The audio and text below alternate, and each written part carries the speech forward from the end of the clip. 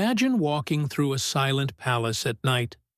The corridors glimmer with gold, the air heavy with rosewater and secrecy. Behind those carved wooden doors, whispers of music and laughter fade into the dark. These are the forbidden pleasure chambers of the Ottoman Sultans, places where desire and danger intertwined, where every sigh, every glance could decide a life or end it. Tonight, those hidden walls will speak. For centuries, the Ottoman Empire stood as one of the most powerful forces on earth, its sultans ruling vast lands stretching from Europe to Asia, commanding armies, wealth, and devotion. Yet behind the glory of conquest and empire lay another world entirely, one veiled in silk, scent, and secrecy. The Sultan's private chambers. Hidden deep within the walls of the Topkapi Palace, these rooms were not merely places of rest. They were realms of indulgence, isolation, and control. Here, pleasure was both privilege and power. Women from distant kingdoms were brought to serve in the Sultan's harem, their fates sealed behind locked doors. Every moment was choreographed, every emotion watched, but beyond the legends of beauty and luxury lay darker truths. Envy, betrayal, and despair whispered through these corridors. Tonight, we uncover what really happened inside those forbidden pleasure chambers, where desire met domination and love could be more dangerous than war itself. In the golden age of the Ottoman Empire, when its banners cast shadows from the Danube to the Arabian sands, the Topkapi Palace stood as both a fortress and a dream, a world within a world. To commoners and travelers who gazed at its shimmering domes from the hills of old Constantinople, it was a symbol of divine order and unstoppable might. But within those gilded gates lay a labyrinth unseen by the outside world, a place so guarded that even high-ranking officials spoke of it only in whispers. The private chambers of the Sultan. By day, the palace echoed with the disciplined rhythm of empire. Scribes recording decrees, soldiers drilling in the courtyards, messengers hurrying across marble floors with scrolls bound in silk. But when the sun dipped behind the Bosphorus, and the final call to prayer faded into the dark, another world awakened. Lanterns were lit with oils that filled the air with rose and amber, and the corridors leading to the inner sanctum became rivers of gold and shadow.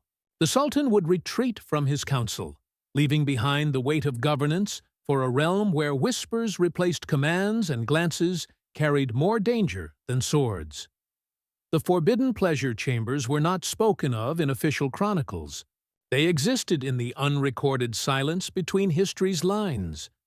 The eunuchs who guarded the threshold moved like ghosts, their loyalty absolute, their silence eternal. They were the unseen sentinels of the empire's most intimate power, men stripped of both lineage and desire, whose only purpose was to protect the sanctity of the Sultan's private world. To serve there was both an honor and a curse. Their eyes saw everything, from the first arrival of concubines chosen from distant lands to the secret quarrels that simmered behind embroidered screens. But their tongues could never speak of what they witnessed. In their stillness lay the empire's greatest secrecy. Through their guarded corridors passed women of every tongue and complexion, daughters of nobles, captives of war, emissaries of peace disguised as dancers. Some came adorned in silks so fine they shimmered like mist. Others wore simple robes, their beauty raw and unpolished. All were bound by one truth, that once the golden gates closed behind them, the outside world ceased to exist. Within these chambers, power took on new forms. To the Sultan, conquest no longer required armies or artillery. It resided in control, in attention, in the subtle orchestration of every gesture, every silence. The architecture itself seemed to reflect this secretive majesty. Walls curved inward like petals of an unseen flower. Corridors narrowed before, opening into unexpected spaces filled with fountains and mirrored mosaics that caught candlelight like captured stars. Every room was a metaphor for the empire, layered, intricate, and impenetrable. Those who designed these chambers understood that beauty could be a form of control, that symmetry could lull the heart into obedience. The Sultan would walk through them in quiet contemplation, surrounded by perfumed air and distant music played on strings so delicate that the sound seemed to hover between hearing and imagination. His footsteps echoed softly, a rhythm that kept time with the pulse of the empire beyond. Each evening began not with laughter, but with ritual. The lighting of lamps, the offering of sherbet, the murmured prayers that blended devotion with indulgence. To an outsider, this might have seemed like paradise, yet those who lived within it knew it was a cage draped in silk. The women who served here were not merely companions. They were instruments in a performance that balanced affection, fear, and survival. Where are you watching from? And what time is it right now? Let us know in the comments. And if you enjoy dark history stories like this, subscribe to the channel, like the video, and share your thoughts below. It really helps us bring you more tales from the hidden corners of history. There were strict hierarchies within the chambers. At the top stood the Valide Sultan, the mother of the ruler, whose authority extended even over her son's private world. Below her were the favored consorts, women whose wit and influence could sway matters of the court as easily as any vizier. Beneath them, countless others lived in anticipation, their days filled with quiet lessons: how to walk, how to speak, how to remain unseen until summoned. Some learned languages, poetry, or the art of conversation, preparing for the briefest chance to capture attention. But beneath the surface of refinement lay rivalries sharper than daggers. A misplaced word, a broken vase, even a lingering look could end a life.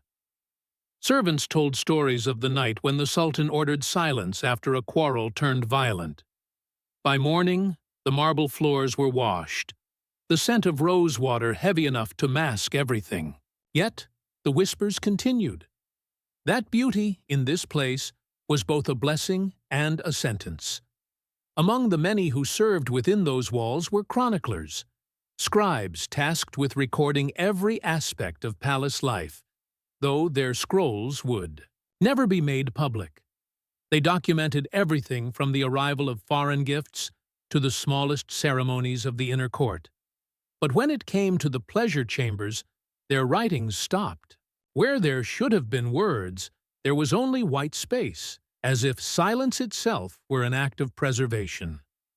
Historians, centuries later, would study these gaps like wounds in the fabric of the empire, wondering what truths had been erased and what memories had been buried alive.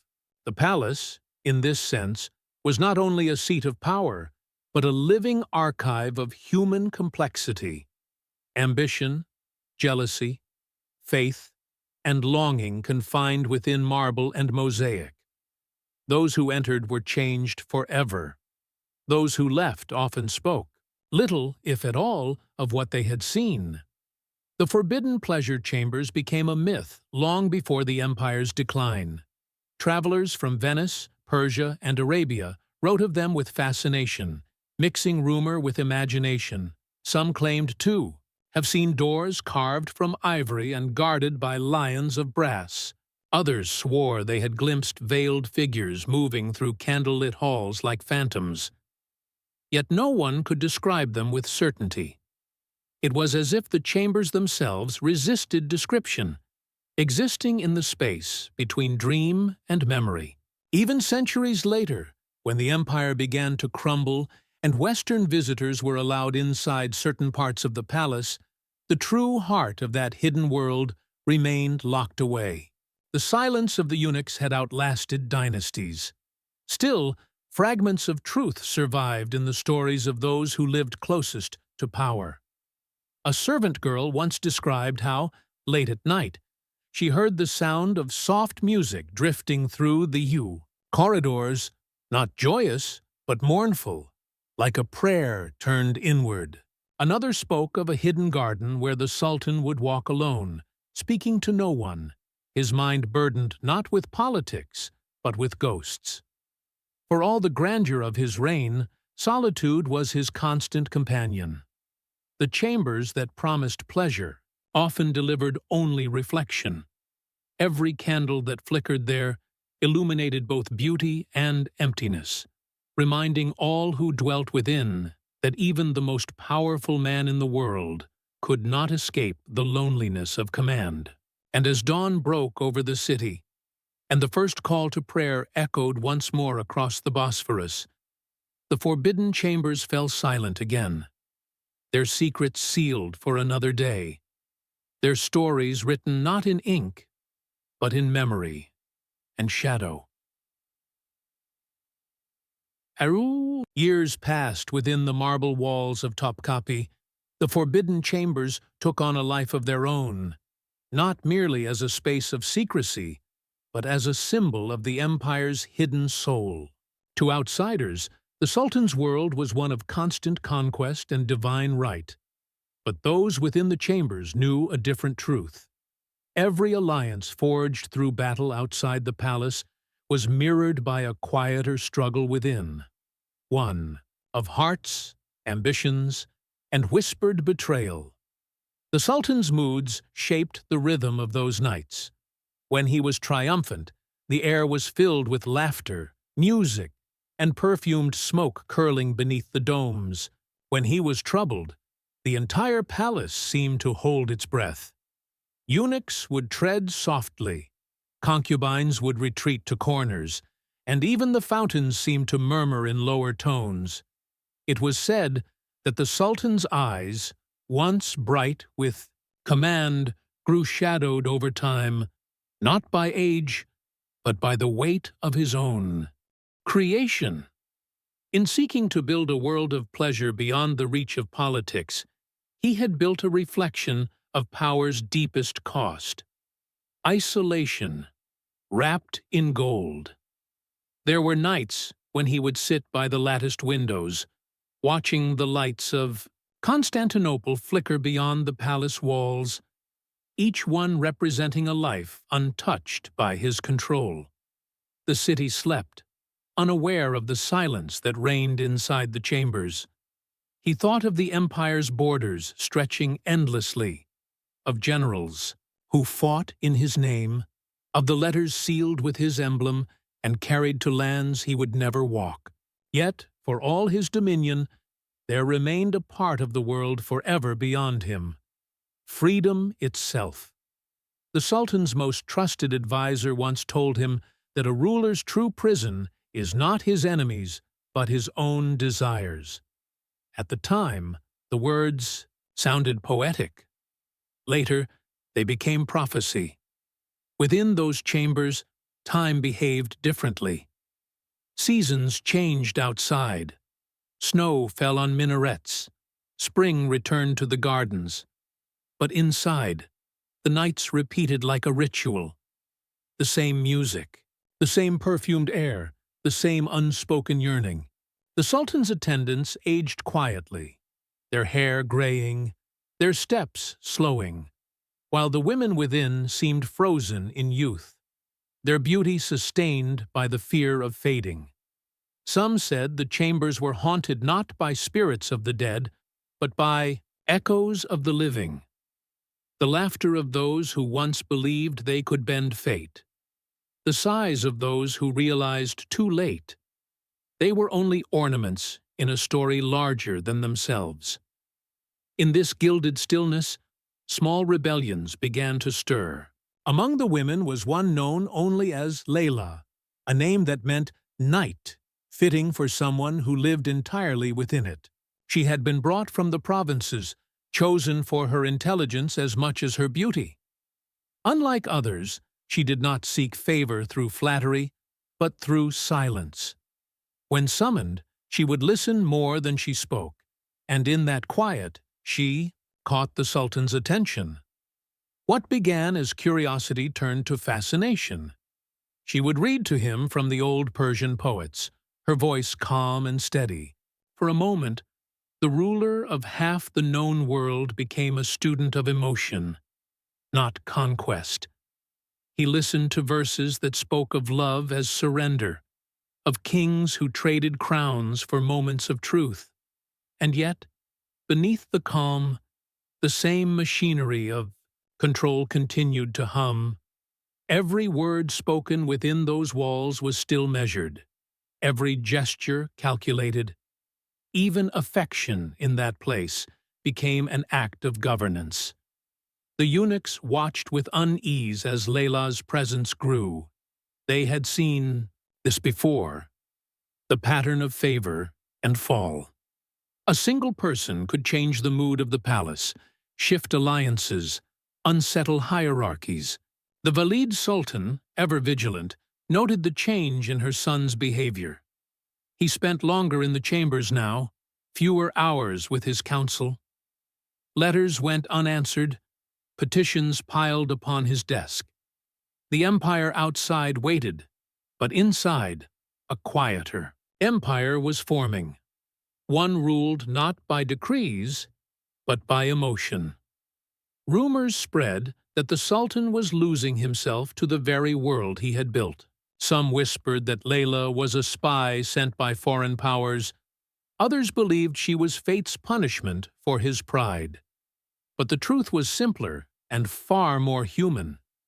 He was tired. Tired of command.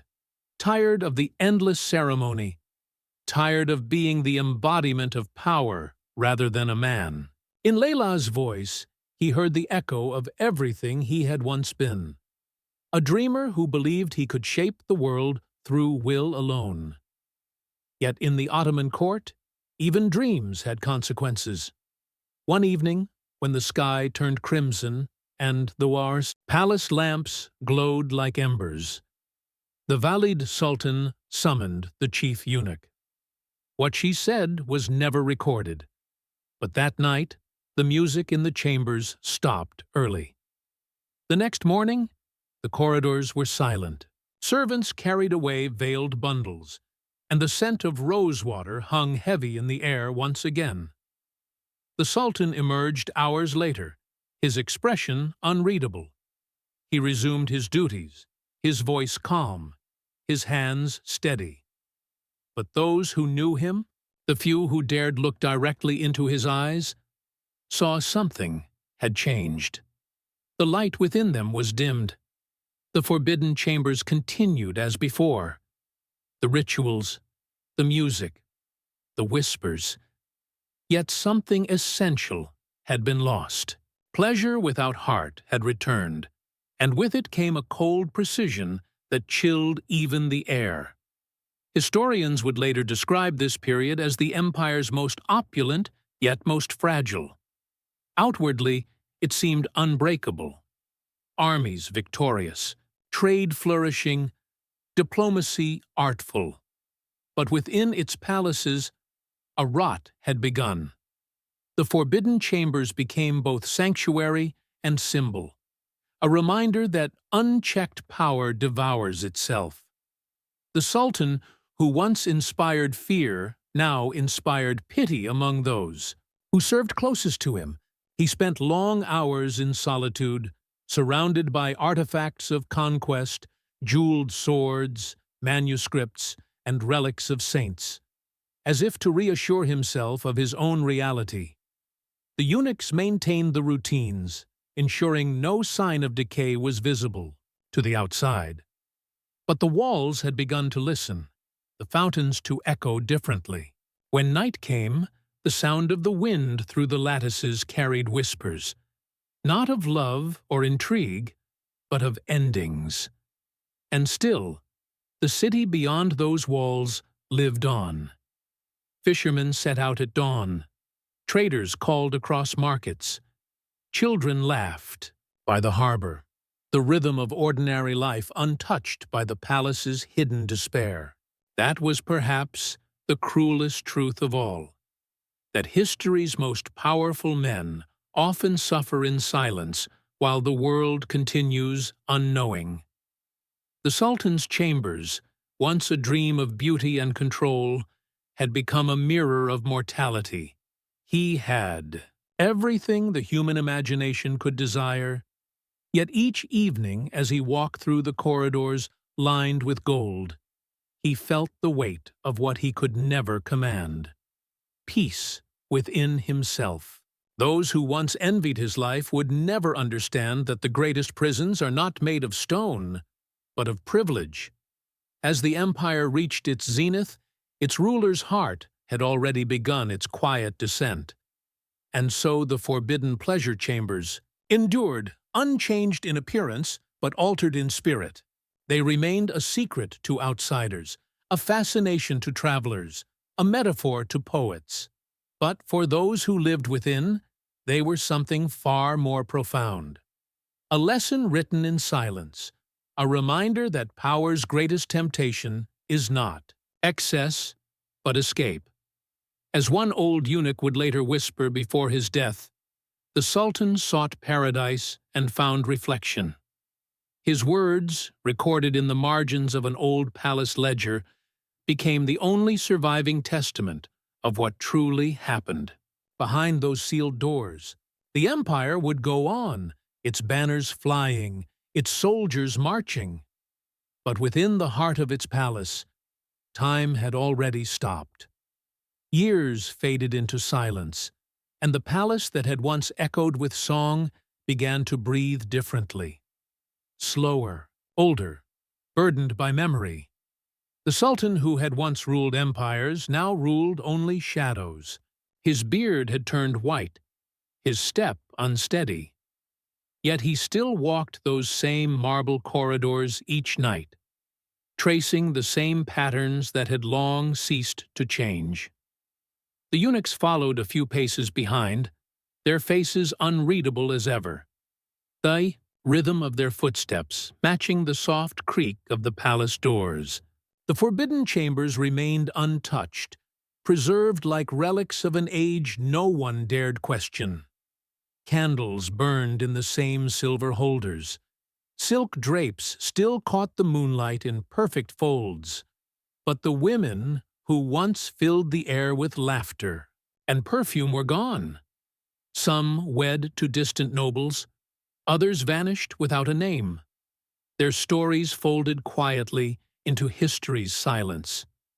Only Layla's memory lingered, not as a scandal or secret, but as an ache that time refused to dull. In moments when the Sultan thought himself alone, he would still hear her voice, reading verses from the poets of old, verses about the heart's yearning for something pure, something untouched by power. He no longer sought to fill the chambers with music.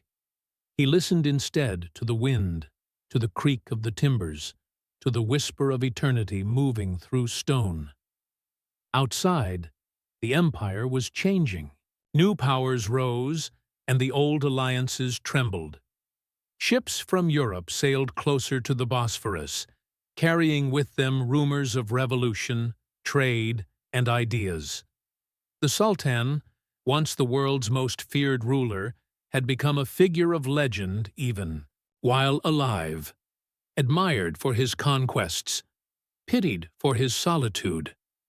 Ambassadors still bowed before him, yet their eyes spoke of calculation, not reverence. Within the palace, younger courtiers began to speak of modernization, of new ways of rule, of progress. They did so in hushed voices, for though the Sultan's body had weakened, his presence still filled the air like a lingering storm. He would appear in the council hall rarely now, yet when he did, silence followed. The forbidden chambers, though long ignored, remained a subject of superstition among servants. Some said they were cursed, that any who entered after midnight would see the past replay itself in flickers of lamplight, as if the walls remembered what the world had forgotten. The Sultan himself never confirmed nor denied such whispers. He simply let them live, as if stories were the last empire he could still command. One winter, when snow covered the domes of Topkapi like white silk, the Sultan fell ill. He refused physicians, insisting that nature should take what it had lent. In those final nights, he returned to the forbidden chambers one last time. The eunuchs hesitated, but obeyed. The doors, untouched for months, creaked open as cold air swept through. Inside, everything remained just as he had left it. The cushions undisturbed, the golden lamps waiting to be lit. He moved slowly, his hand brushing the same marble columns that had once seen his triumphs and his tears. Sitting where he had once reclined in youth, he looked around not as a ruler, but as a man remembering his life's architecture. The tapestries told stories of conquest. The ceiling reflected constellations once mapped for him by astronomers. Every object seemed to whisper its history. He closed his eyes and murmured words from an old poem. "All that I held has held me." For the first time, he understood. The chambers had not been built to imprison others. They had imprisoned him. Every indulgence, every secret, every triumph had bound him tighter to the illusion of control. And in that understanding, there came peace. When dawn came, the attendants found him seated upright, serene, as if in prayer.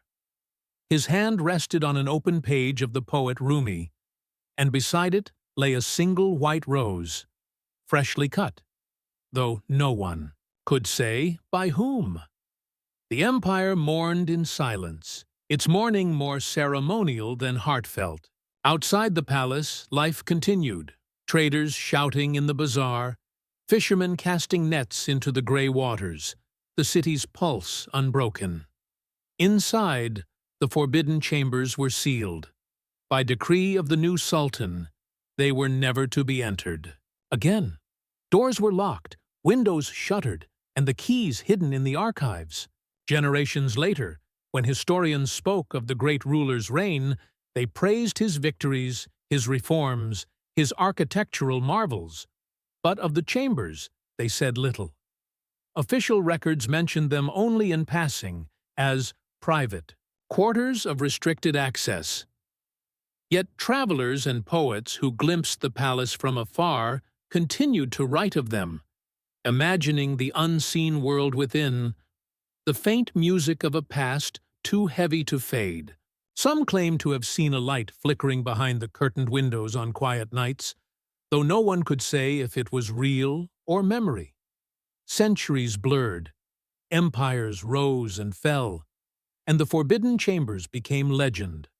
The palace itself turned museum, its courtyards filled with tourists, its treasures labeled behind glass. Guides spoke proudly of Ottoman art, science, and architecture, yet when they passed the sealed wing, their voices lowered unconsciously. The air there was different, cooler, stiller, touched by something unspoken. Scholars debated the chambers' true purpose. Were they simply the Sultan's retreat, or something deeper? A monument to the human desire to control not just others, but time, emotion, and mortality itself. Among those who studied the archives, a faded entry in a eunuch's journal offered the only clue. It read, "We built a heaven and found ourselves in its shadow." No historian could explain it fully, but perhaps none needed to. The forbidden chambers were no longer about history alone. They were a mirror, reflecting how even the greatest empires crumble, not through enemies, but through the quiet exhaustion of the soul. In the museum's dim corridors today, where footsteps echo against the same marble the Sultan once walked, Visitors still pause before the sealed doors. They press their ears lightly against the wood, half expecting to hear something, a whisper, a sigh, the faint strain of music carried through centuries. Some feel nothing but chill air. Others step back with a strange heaviness, as if the walls have shown them something wordless. Maybe that is the true legacy of those chambers. Not scandal, not decadence, but remembrance. A place that forces anyone who stands before it to confront the truth that no pleasure, no power, no empire can silence the longing for freedom. And somewhere in that silence, between the weight of history and the breath of myth, the story of the forbidden chambers still lives, not in the marble or the silk, but in the hearts of those who listen long enough to hear it. In the end, the story of the forbidden pleasure chambers of the Ottoman Sultans is not just about luxury, secrecy, or the loneliness of power. It's about how every empire carries a quiet cost within its heart. Behind the marble, gold, and silk, there were human lives shaped by choices they never made, by dreams turned into duties. The Sultan's chambers became a symbol of what happens when desire becomes destiny, when control replaces compassion. History remembers the glory, but the walls remember the silence. And maybe that's the true lesson, that no matter how high the walls, truth always finds a way to echo through them. If you enjoyed this story, be sure to subscribe, hit the bell icon, like the video, and tell us in the comments what type of stories you'd like to see next. Your support helps us keep uncovering the forgotten, the mysterious, and the hidden corners of our shared past. Until next time, remember, history never really sleeps. It just waits to be heard again.